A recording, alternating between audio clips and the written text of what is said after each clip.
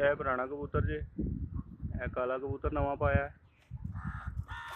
ਇਹ ਬਟੇਰਾ ਜਿਹਾ ਕਬੂਤਰ ਨਵਾਂ ਪਾਇਆ ਜੇ, ਇਹ ਕਾਣੀ ਕਬੂਤਰੀ ਨਵੀਂ ਪਾਈ ਹੈ, ਇੱਕ ਇਹ ਪੱਠਾ ਪਾਇਆ ਨਵਾਂ, ਇਹ ਬਾਦਰ ਕਬੂਤਰ, ਇਹ ਪੁਰਾਣੀ ਮਾਦੀ ਹੈ। ਟੋਟਲ 7 ਹੋ ਗਏ ਨੇ।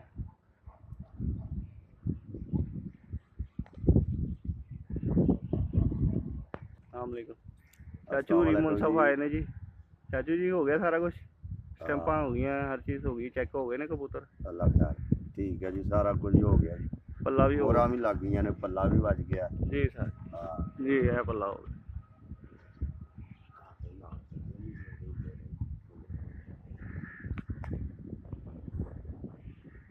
लो जी, सुबह का मौसम ते नाल ही पल्ला।